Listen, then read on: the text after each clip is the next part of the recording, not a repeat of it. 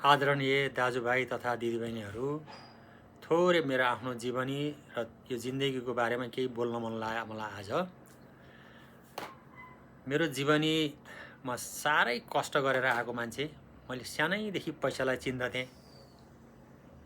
मैले भविष्यमा सुख पाउनको लागि पैसा 2 पैसा भए नि जोड्नुपर्छ, पैसा मैले माग्न हुन्न भन्ने मेरो कन्सेप्टमा थियो। म त्यति ठुलो जागिर त खाइनँ, तर धेरै मेहनत गरेँ। तर राति दिन बिहान बेलुका साँझ नभनिकन आफ्नो पेसामा म दत्तचित्त थिएँ, गरेँ। म स्वास्थ्यकर्मी हुँ र मेरो श्रीमती पनि स्वास्थ्यकर्मी हुन्।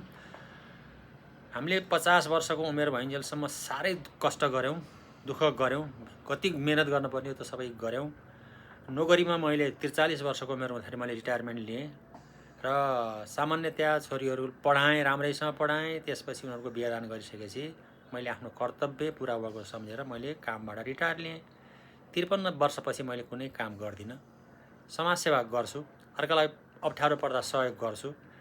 अनि मेरो मनले यो गरिब हो भन्ने लाग्यो भने, सहयोग गर्न मन लाग्यो भने त्यहाँ सहयोग गर्छु। स्पेसल्ली बाटामा भएका खाना नपाएका कुकुरहरूलाई मलाई दिन मन लाग्छ, एकदम त्यहाँ दिन मन लाग्यो ठाउँ दिन्छु। र मेरो अरू समय, फुर्सदको समय म यस्तै जहाँ नाच्न, गाउन, थेरापी गर्न पाइन्छ। म अहिले स्पेसल्ली बिगेन नेपाल रामबजारमा र मिगेन नेपाल न्यू रोड पोखरामा, म यी 2 ठाउँमा पालो पालो जान्छु। त्यहाँ सबैसँग घुलमिल हुन्छु, असाध्यै रमाइलो गरेर दिन बिताउँछु। मैले यहाँहरूलाई सेयर गर्न खोजेको कुरा के भने, हामी यो धरतीमा सधैँ बस्दैनौँ। हाम्रा यी सन्तानसँग नाता पनि सधैँ पर्दैन क्या। मरेर गएपछि तपाईँको सबै नाता टुट्यो।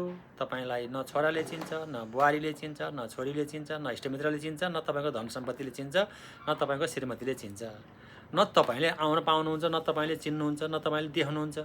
त्यसकारण यो शरीर यति मूल्यवान छ, यो शरीरलाई हामीले सकेसम्म माया गर्नुपर्छ, यसलाई सकेसम्म जोगाउनुपर्छ र यसलाई सकेसम्म खुसी बनाउनुपर्छ, यसबाट सकेसम्म आनन्द लिनुपर्छ। यो हामीले जान्यौँ भने बल्ल मानव चोला लिएर आएको अर्थ रहन्छ, होइन? तपाईँ खुसी हुनको लागि अर्काको काम सहयोग पनि गर्नुपर्छ। जब अर्कालाई सहयोग गरिन्छ भने भित्र खुसी हुन्छ। त्यसपछि फुर्सदको समयमा तपाईँ यसरी इन्टरटेनमेन्ट गर्नुभयो भने सबभन्दा खुसी हुने भनेको सांस्कृतिक कार्यक्रममा सफा दिलले दिदीबहिनीहरूसँग, दाजुभाइहरूसँग बसेर यसरी रमाउने गर्नुभयो भने तपाईँ एक त निरोगी हुनुहुन्छ, दोस्रो के हुन्छ, आयु बढ्छ। अब तपाईँहरू गर्नुहुन्छ कि गर्नुहुन्न भन्नुहोस् त, म त गर्छु है।